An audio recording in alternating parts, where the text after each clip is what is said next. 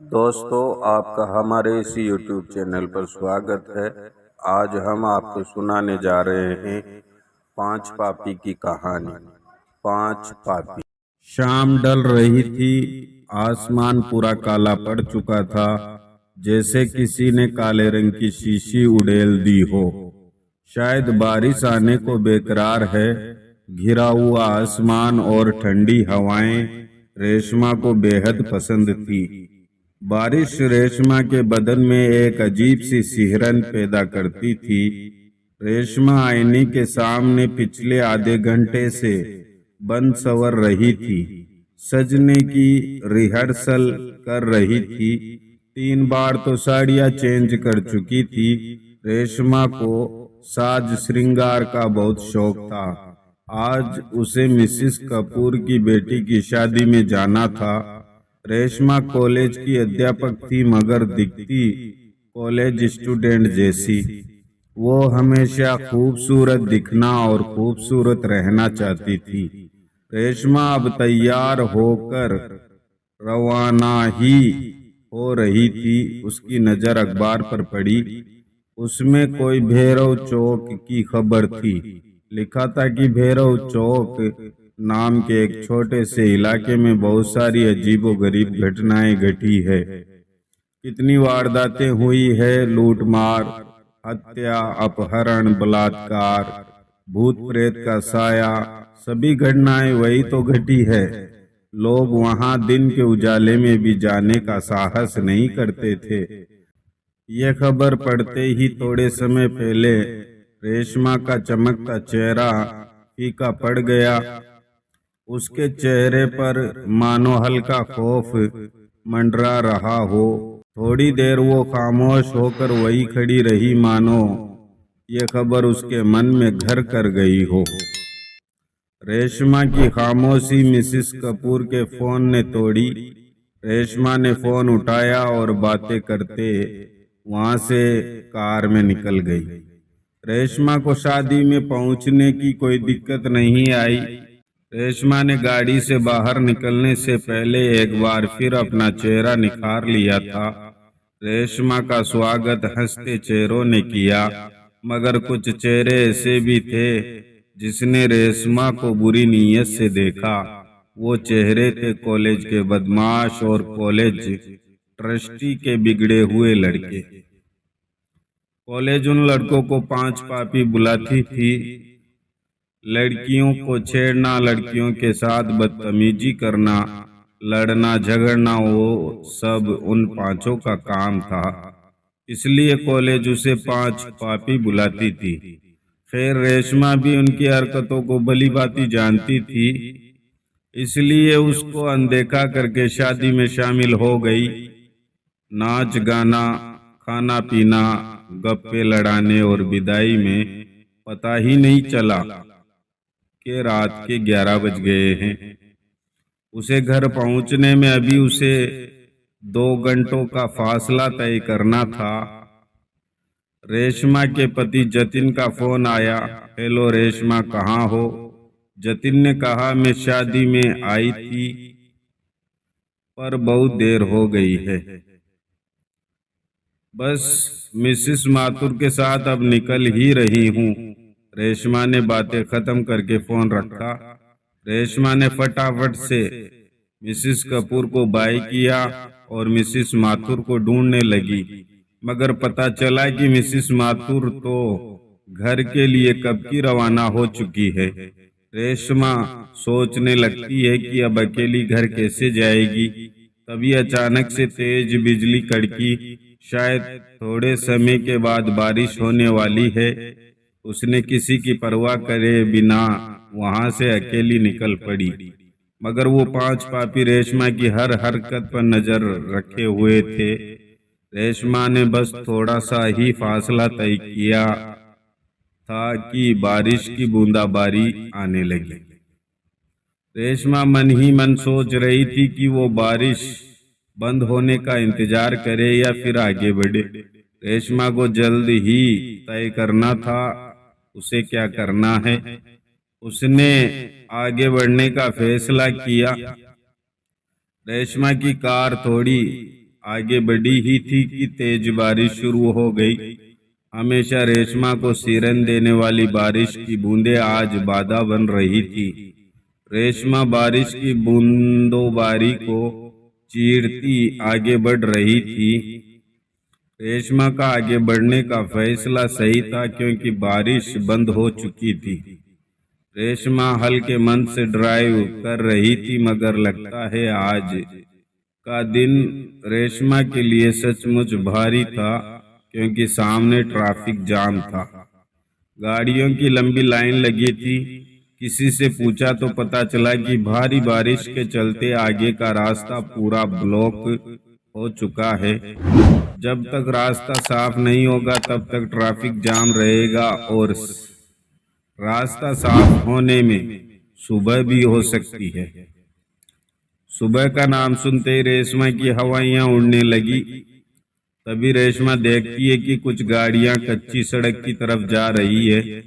भैया, ये कच्ची सड़क कहाँ जाती है? रेशमा ने किसी से पूछा। ये कच्ची सड़क शहर जाती है बहन जी। रेशमा फिर से सोचने लगी कि वो रास्ता खुलने का इंतजार करे या फिर कच्चे रास्ते से जाए। उसने सोचा कि वो कब तक अकेली रास्ता साफ होने का इंतजार करेगी, वो भी कच्ची सड़क की तरफ गाड़ियों के साथ गाड़ी चलाकर शहर वाले रास्ते पर जा सकती है। इसलिए उसने वो कच्ची सड़क से घर जाने का फैसला किया। रेशमा आगे बढ़ तो रही थी, मगर खौफ अभी भी उसके सिर पर मंडरा रहा था क्योंकि वो आगे चल रही गाड़ियों के सहारे जा रही थी। जैसे कोई दीपक की रोशनी लेकर अंधेरे से गुजर रहा हो। आगे चलती गाड़ियों की रफ्तार तेज होती है। वो सब रेशमा की कार से आगे बढ़ जाती है। इतनी बढ़ जाती है कि वो सब कारें हेडलाइट के सहारे देखी जा सकती है। रेशमा भी उन तक पहुंचने के लिए अपनी गाड़ी की स्पीड बढ़ाती है, मगर गाड़ी अचानक से बंद हो जाती है। गाड़ी बंद होते ही रेशमा बदहवास सी हो जाती है।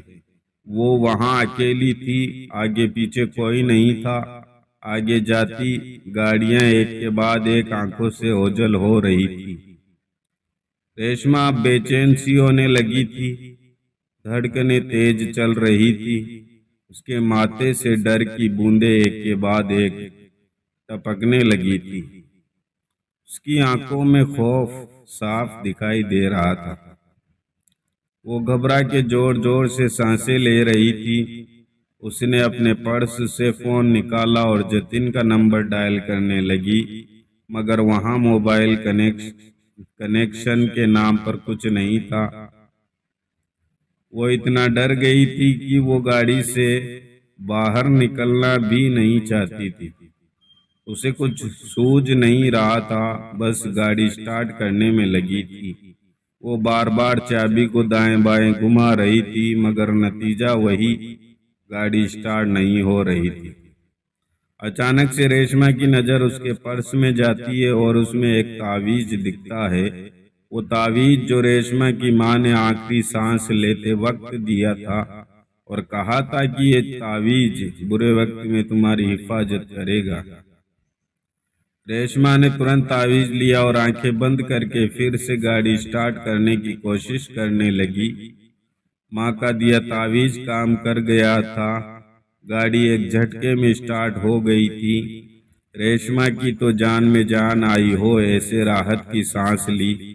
रेशमा तावीज की शक्ति से अचंभित हो गई। वह समय व्यर्थ किए बिना वहां से चल दी। रेशमा 1 किलोमीटर का रास्ता काटा था। वहां उसे एक बोर्ड दिखता है। उस बोर्ड पे लिखा था भैरव चौक। भैरव चौक का नाम पढ़ते ही रोंगटे खड़े हो गए और आंखें खुली की खुली रह गई। उसकी सांसें फिर से तेज रफ्तार से बढ़ने लगी। वही भैरव चौक जिसके बारे में रेशमा ने पढ़ा था, जहां पर खून, बलात्कार जैसी वारदातें हुई थी।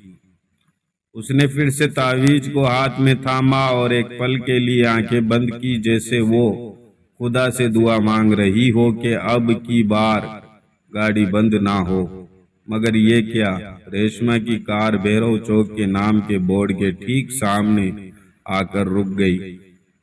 रेशमा ने बाहर का नजारा देखा तो वो बेहद अंधेरा और डरावना था। जुगनू की टिमटिमाती रोशनी के सिवा कुछ दिखाई नहीं दे रहा था।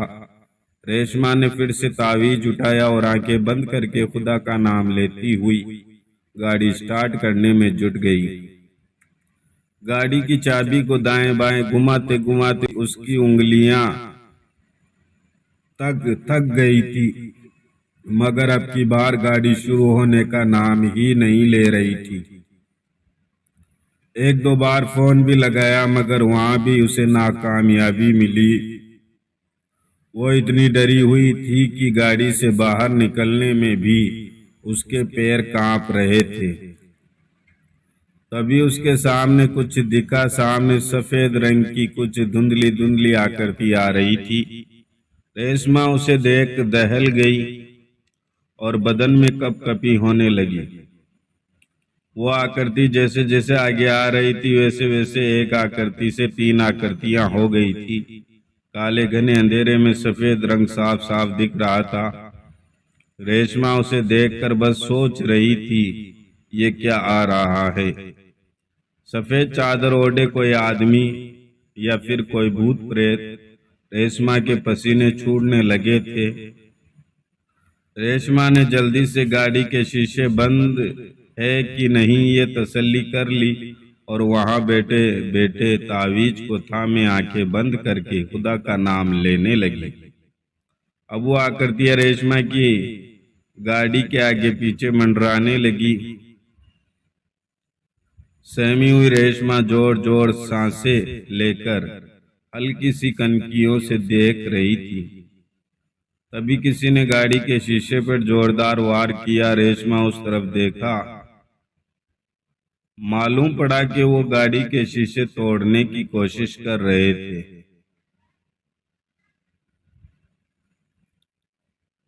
रेशमा घबरा के जोर जोर से चिल्लाने लगी, बचाओ बचाओ।